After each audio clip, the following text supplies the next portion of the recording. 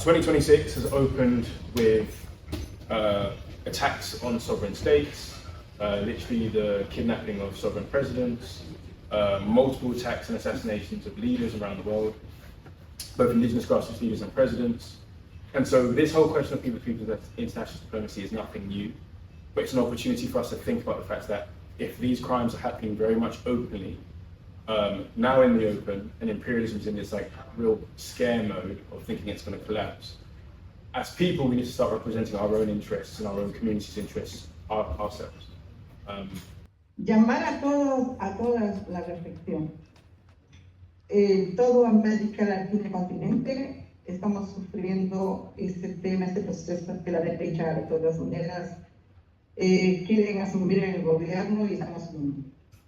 ¿Qué nos corresponde a nosotros como ciudadanos, como mujeres, hombres?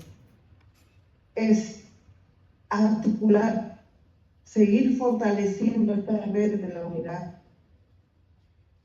cruzar fronteras, compañeras, compañeros, y estar dispuestas cuando damos el grito de auxilio, porque eso es lo que vamos a hacer.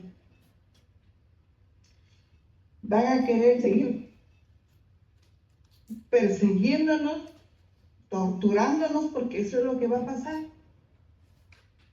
Pero les pedimos a ustedes, articulemos esta solidaridad.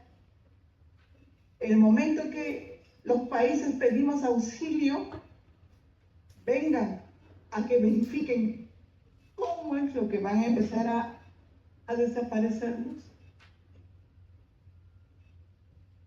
¿Para qué? Para que no quede impune cuando violenta nuestros derechos. We work with the Toga Centre to, well, our biggest goal is to build connections with, like Ian said, with the students over there, and share their experience by publishing pieces, which again will go up on our blog, on the revolution, so we have as many witnesses as possible to it. We're hoping to also include some stuff about like the film festival, some dance and cultural pieces. I think we're going to do some stuff on the crafts as well, if I remember correctly. And this partnership is really essential to that real life change that we're trying to get, because it really moves us beyond theoretically discussing decolonisation within the academy, and we're actually putting principles into practice, creating a real life international dialogue. And through this collaboration, we could facilitate new forms of cooperative stability, and also recognising the importance of addressing current dynamics and, you know, Burkina Faso's own enlightenment on neocolonial structures. I know they had the EU Parliament this week. Those we have spoken to in Europe and also South America and around the world know that we are in revolution to recover our land for our own development and security. The Confederation of Sahel States, the CSS, it is historic attempt made by our own cooperation of indigenous communities who traveled to each others to see that the attack to destabilize our countries were the same.